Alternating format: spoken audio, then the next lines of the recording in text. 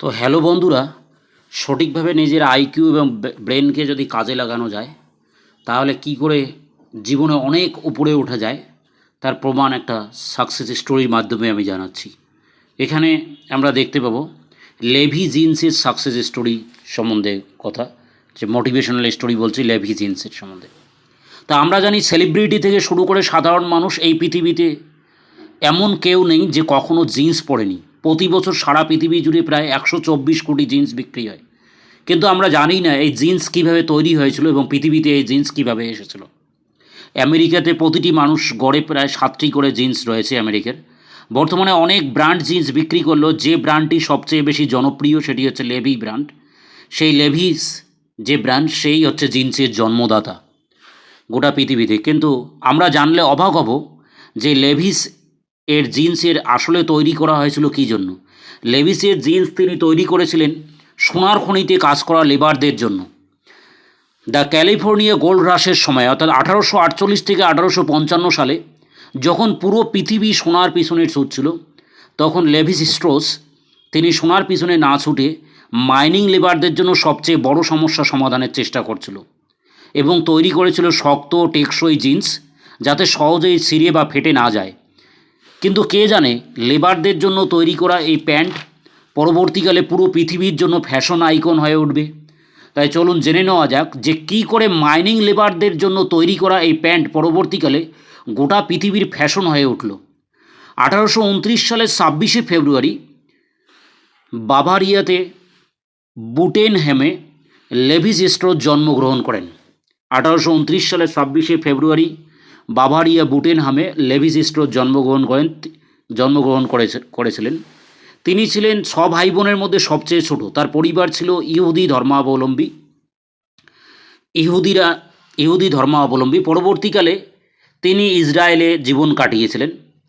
তার পরিবার অর্থনৈতিক সংকটের মুখে বরাবর পড়ছিল। 1846 সালে তার বাবার মৃত্যুর পর তার পরিবার 1847 সালে কাজের সন্ধানে আমেরিকার নিউ ইয়র্ক সিটিতে পৌঁছায়, যেখানে লেভির দাদারা ড্রাই গুডসের একটা ব্যবসা চালাচ্ছিলেন। ড্রাই গুডস মানে এর মধ্যে পোশাক ছিল, সুতো ছিল, সেলাই মেশিন ছিল, সেলাই মেশিনের সমস্ত সরঞ্জাম ছিল এবং কিছু খাবার দাবার বিক্রি করতেন যেগুলো কোনো ফ্রিজের মধ্যে রাখতে হতো না। মানে ড্রাই ফ্রুটসের ব্যবসা তারা করছিলেন। মানে তার মধ্যে বেশিরভাগ পোশাক, সুতো, সেলাই এসব কাজ করছিল। কিন্তু 1 বছর পর বড় সুযোগ 1848 সালে এসে পৌঁছায় যে ক্যালিফোর্নিয়াতে সোনার সন্ধান পাওয়া যাচ্ছিল। এর ফলে শুরু হলো গোল্ড রাশ। নিজের ভাগ্য বদলানোর জন্য পৃথিবীর বিভিন্ন প্রান্ত থেকে মানুষ ক্যালিফোর্নিয়াতে যাওয়া আসা শুরু করছিল। কিন্তু এতে লেভি স্ট্রোস তিনি চিন্তাধারা করতে শুরু করলেন যে কি করে এই সুযোগকে কাজে লাগানো যায়। তিনি তার ব্রেনকে খাটানো শুরু করলেন। তিনি ভাবতে লাগলেন যে ক্যালিফোর্নিয়াতে যখন সবাই সোনার জন্য ছুটবে, তখন সোনা তুলতে থাকবে, সোনা তোলার জন্য কাজ যখন করতে আসবে, তিনি ভাবতে লাগলেন যে মাইনিংয়ের সংখ্যা আস্তে আস্তে দিনের পর দিন বাড়তে থাকবে এবং মাইনিংয়ে লেবারদের জন্য কাজ করার জন্য আরও টুলস দরকারি জিনিস সাপ্লাই দরকার। এবং লেভিস স্ট্রোস তখনই ভাবলেন যে ওখানে গিয়ে এবার সেটা কাজ সাপ্লাই দেওয়া শুরু করব। লেভিস স্ট্রোস ওখানে পৌঁছালেন। ক্যালিফোর্নিয়াতে পৌঁছে তিনি কী করলেন, বেলসা, গাইতি, টেন্ট, প্যান্ট সহ সব কিছুর স্টোর তিনি দোকান খুললেন। তিনি লক্ষ্য করলেন যে মাইনিংয়ের কাজের জন্য কঠোর পরিশ্রম দরকার এবং কঠোর পরিশ্রমের জন্য তাদের পোশাক দ্রুত নষ্ট হয়ে যাচ্ছিল। তাই তিনি সিদ্ধান্ত নিলেন যে বেলসা, টেন্ট যত দরকার লেবারদের, তার থেকে বেশি দরকার হচ্ছে লেবারদের কাজ করার জন্য মজবুত এবং শক্ত কোনো পোশাকের। তা বর্তমান যুগের যে পোশাকগুলো আছে সেগুলো মজবুত এবং শক্ত নয়, সহজে ছিঁড়ে যাচ্ছিল। তাই লেভিস স্ট্রোস ভাবলেন যে শক্ত কিছু পোশাক কী করে তৈরি করা যায়। তাই তিনি ক্যানভাস দিয়ে প্যান্ট বানানোর চেষ্টা করলেন এবং দেখলেন ক্যানভাসের প্যান্ট বেশ শক্ত এবং ভালো টেকসই। কিন্তু কিছুদিনের মধ্যে লেবাররা অবজেকশন জানাতে লাগলো যে ক্যানভাসের প্যান্ট কমফোর্টেবল নয়, খুব গরম এবং পরতে অসুবিধে হয়। তখন লেভিস স্ট্রোস ভাবতে লাগলেন যে কী করা যায়। লেভিস স্ট্রোস তখন ভাবলেন যে ক্যানভা বাদ দিয়ে অন্য কোনো স্ট্রং এবং কমফোর্টেবল প্যান্ট কী করে তৈরি করা যায়। তাই ব্রেনে সেটা চিন্তাধারা করতে লাগলেন এবং ভাবতে লাগলেন। ভাবতে ভাবতে তিনি তখন জন্ম দিলেন জিন্সের, আর তা থেকে তৈরি হলো জিন্স এবং এই জিন্স ধীরে ধীরে গোটা পৃথিবীতে ছড়িয়ে পড়তে লাগলো। এবং কি করে সেটা জন্ম দিল সেটা দেখি যে তখন তিনি ডেনিমের কাপড় কিনে আনলেন। লেভিস স্ট্রস ডেনিমের কাপড় কিনে এনে সেই কাপড় দেখলেন, যিনি সেই কাপড় টাচ করে দেখলেন যে ডেনিমের কাপড় সফট এবং কটন, এবং তার মধ্যে কটন আছে এবং টেকসই ভালো এবং মাইনিংয়ের কাজের জন্য উপযোগী হবে।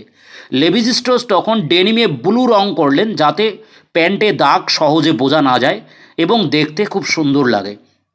কিন্তু এই প্যান্টেও ধীরে ধীরে একটা সমস্যা দেখা দিল, যেটা হলো পকেট, প্যান্টের যে পকেট এবং ওয়েস্ট ব্যান্ডের মতো যে অংশগুলো, যেগুলো বেশি চাপ সহ্য করতে করতে হয়, সেগুলো সহজে ছিঁড়ে যাচ্ছিলো। মানে প্যান্টের পেছনের পকেট এবং ওয়েস্ট ব্যান্ড সহজে ছিঁড়ে যাচ্ছিলো, কারণ পকেটে টুলস এবং সোনার টুকরো ভারী জিনিস রাখার জন্য বেশি চাপ পড়ছিল। যেহেতু মাইনিংয়ের কাজ করছিল লেবাররা, তারা সোনা মাইনিং করে পেলে পকেটে ঢুকিয়ে রাখতো এবং টুলস ঢুকিয়ে রাখতো পকেটে, ফলে পকেট সহজে ছিঁড়ে যাচ্ছিলো। তাই তিনি পকেট এবং ওয়েস্ট ব্যান্ডের মতো জায়গাগুলো আরও মজবুত করার চিন্তাধারা করলেন এবং এই সময় তিনি ভাবতে লাগলেন যে যাতে সহজে প্যান্ট ছিঁড়ে না যায় এবং পকেট সহজে ছিঁড়ে যাওয়ার জন্য বারবার সেই প্যান্ট রিপেয়ার করতে হচ্ছিল, ফলে সেক্ষেত্রেও মাইনিং লেবারদের একটু অসুবিধে হচ্ছিল। জ্যাকব ডেভিড নামে তার এক বন্ধু টেইলর ছিল, তিনি লেভিস স্ট্রসের কাছ থেকে ডেনিম কিনে মাইনিং লেবারদের জন্য তিনিও প্যান্ট বানাচ্ছিলেন। তিনিও দেখলেন যে প্যান্টের পকেট এবং ওয়েস্ট ব্যান্ড ছিঁড়ে যাচ্ছিল, এই কারণে প্যান্ট বারবার রিপেয়ার করতে হচ্ছিল। তখন লেভিস স্ট্রস এবং ডেনিম দুই বন্ধু মিলে আবার ভাবতে লাগলেন যে কী করে এতে ইনোভেটিভ আইডিয়া দেওয়া যায়। তখন তারপর দুই বন্ধু মিলে একটা ছোট্ট ইনোভেটিভ আইডিয়া নিয়ে আসলেন। তারা ভাবলেন যে প্যান্টের স্ট্রেস পয়েন্টগুলোকে, বিশেষ করে পকেটের আশেপাশে ছোট ছোট মেটাল রিভেট যদি লাগিয়ে দেওয়া যায়, তাহলে এই মেটাল রিভেটগুলো হাই স্ট্রেস এরিয়াতে কাপড় ছিঁড়ে যাওয়া প্রতিরোধ করবে এবং এতেই কাজ হয়ে গেল। তারা মেটাল রিভেট লাগিয়ে দিয়ে পরীক্ষা করছিলেন এবং দেখলেন যে সহজে প্যান্টের পকেটগুলো এখন আর ছিঁড়ে যাচ্ছে না। এই ভেবে তারা দুই বন্ধু মিলে তখন আবার প্যান্ট তৈরি করা শুরু করলেন এবং সেই প্যান্ট মাইনিং লেবারদের মধ্যে দেওয়া শুরু করলেন। মাইনিং লেবাররা তাতে বেশ কমফোর্টেবল ফিল করলো এবং সেই পকেটের মধ্যে তারা বিভিন্ন টুলস এবং সোনার টুকরো যখন লাগলো, দেখলো সহজে আর ছিঁড়ে যাচ্ছে না। তখন দুই বন্ধু মিলে 1873 সালে একটা প্যাটেন্ট গ্রান্ট করলো দুই বন্ধু মিলে এবং রেভিটের এই যে আবিষ্কার লেভি ডেনিম প্যান্টকে আরও গেম চেঞ্জার করে তুললো। লেভি ডেনিম এই যে জিন্সের প্যান্টকে আরও গেম চেঞ্জার করে তুললো, জন্ম দিল তারা দুজন মিলেই ব্লু জিন্সের জন্ম দিল। এই রেভিট লাগানো ব্লু জিন্স, এই লেভি জিন্স যেহেতু বেশি পরিমাণে শারীরিক পরিশ্রমের জন্য আদর্শ ছিল, তাই খুব দ্রুত এই প্যান্ট মাইনিং লেবার থেকে শুরু করে রেলওয়ে রোড লেবারের জন্য, ফার্মিং লেবারের জন্য, ফ্যাক্টরি লেবারের জন্য আরও বেশি ধীরে ধীরে জনপ্রিয় হয়ে উঠল এবং ধীরে ধীরে সমস্ত ধরনের লেবারদের মধ্যে এই প্যান্ট ছড়িয়ে পড়তে লাগলো এবং লেবারদের মধ্যে আলোচনা করতে লাগলো যে এখন আগের ওই সমস্ত প্যান্ট পরে লাভ নেই, এই জিন্সের প্যান্ট, যে লেভি জিন্সের প্যান্ট যেটা তৈরি হয়েছে সেটা প্রচণ্ড টেকসই দিচ্ছে এবং তার পকেটের মধ্যে যদি আমরা টুলস রাখতে পারি তাহলে ভালো এবং সেটা সহজে ছিঁড়ে যায় না এবং এখানে রিভেট লাগানোর জন্য সেই প্যান্ট অনেক দিন টিকে যায়। শুধু তাই না, দ্বিতীয় বিশ্বযুদ্ধের পরে লেভি জিন্সের প্রসার লেবারদের বাইরে বিস্তার লাভ করতে লাগলো।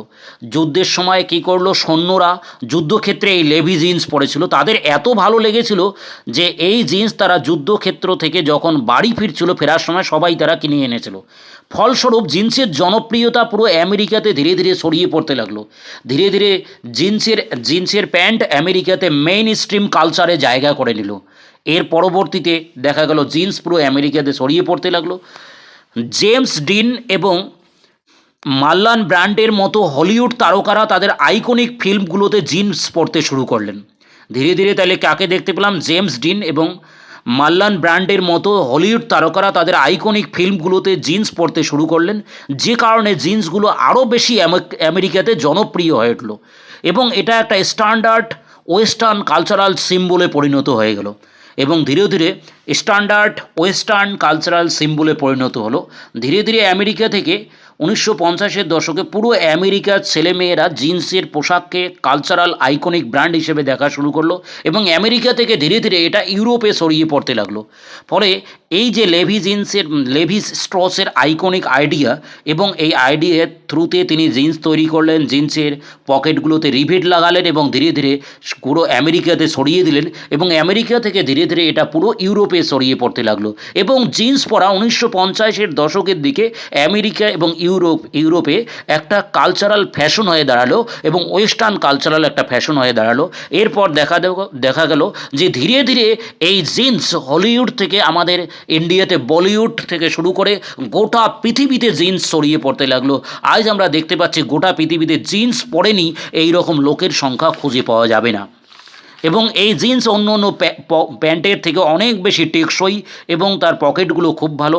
ধীরে ধীরে তারা কী করলেন, এই জিন্সকে ইলাস্টিক করে তুললেন এবং স্ট্রেচেবল করে তুললেন, যেরকম সহজে যাতে পরে থাকা যায়।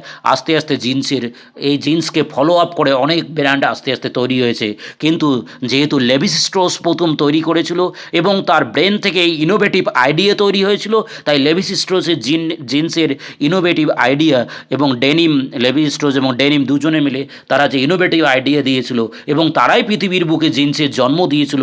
আজ গোটা পৃথিবীর লোক জিন্স পরছে এবং আমরা দেখতে পেলাম লেভিস স্ট্রসের জিন্স এবং ডেনিমের জিন্স। এই যে লেভিস স্ট্রস আর ডেনিম দুজনে মিলে তাদের ব্রেন থেকে এত সুন্দর মাইনিং লেবারদের জন্য শক্ত টেকসই কাপড় তৈরি করেছিল এবং তারপর সেটা রেলওয়ে লেবারদের কাছে পৌঁছায়, তারপর ফার্মিং লেবারদের কাছে পৌঁছায়, তারপর ফ্যাক্টরি লেবারদের কাছে পৌঁছায়, তারপর দ্বিতীয় বিশ্বযুদ্ধের সময় মিলিটারিদের কাছে, ওদের দেশের আমেরিকার দেশে মিলিটারিদের কাছে পৌঁছায়, সৈন্যদের কাছে পৌঁছায়, সৈন্যরা তারপর ধীরে ধীরে তাদের নিজেদের কাজে পৌঁছে দেয় এবং গোটা আমেরিকার ইয়ং জেনারেশন ওয়েস্টার্ন কালচারে পৌঁছায়। তারপর সেখান থেকে জেমস ডিন, আমেরিকার হলিউডের তারকারা সেটা আস্তে আস্তে ব্যবহার করতে শুরু করে। তারপর সেখান থেকে সেই জিন্স হচ্ছে হলিউড থেকে বলিউড বিভিন্ন সিনেমা জগতের মধ্যে পৌঁছায়। তারপর ধীরে ধীরে গোটা পৃথিবীতে এই জিন্স ছড়িয়ে পড়ে। তাহলে দেখতে পেলাম যে লেভিস স্ট্রস যে একটা সামান্য ছোট্ট ফ্যামিলিতে জন্মগ্রহণ করেছিল, ইহুদি ফ্যামিলিতে, তার মাথা থেকে বেরোনো এই আইডিয়া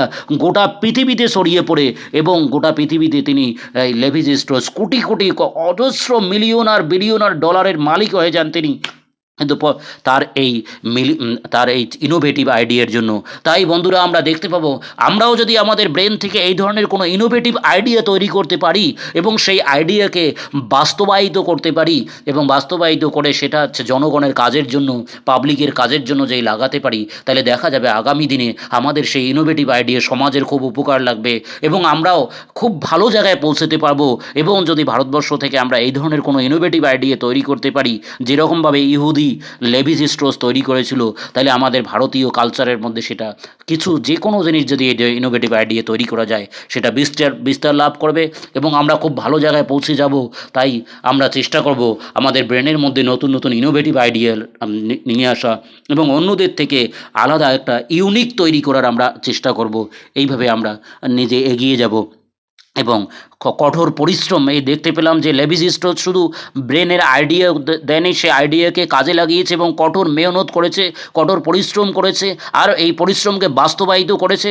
সেই বাস্তবায়িত করার জন্য আমরা দেখতে পেলাম যে প্রথমে মাইনিং লেবার, তারপর রেলওয়ে লেবার, তারপর ফার্মিং লেবার, তারপর ফ্যাক্টরি লেবার, তারপর সে যুদ্ধের মিলিটারিদের মধ্যে, তারপরে হলিউডের জেমস ডিন থেকে শুরু করে মার্লন ব্র্যান্ডের কাছে পৌঁছানো, তারপর সেখান থেকে পুরো ইউরোপের ফিল্ম ইন্ডাস্ট্রিতে পৌঁছানো, তারপর ইউরোপ থেকে পুরো আমাদের ইন্ডিয়াতে বলিউডের মধ্যে পৌঁছানো। এভাবে গোটা পৃথিবীতে তিনি তার ব্রেনের ইনোভেটিভ আইডিয়া, ইহুদিরা ব্রেনের ইনোভেটিভ আইডিয়া ছড়িয়ে দিয়েছিল। তাই আমরাও যাতে আমাদের আইডিয়া গোটা পৃথিবীতে ছড়িয়ে দিয়ে পুরো মহান হতে পারি, এই লক্ষ্য নিয়ে আমরা এগোবো। এই বলে আমি রাখছি, তোমরা সবাই আমাদের এই চ্যানেলটাকে সাবস্ক্রাইব করে দেবে এবং শেয়ার করে দেবে আর কমেন্টস করে দেবে, লাইক করে দেবে। ওকে, বাই।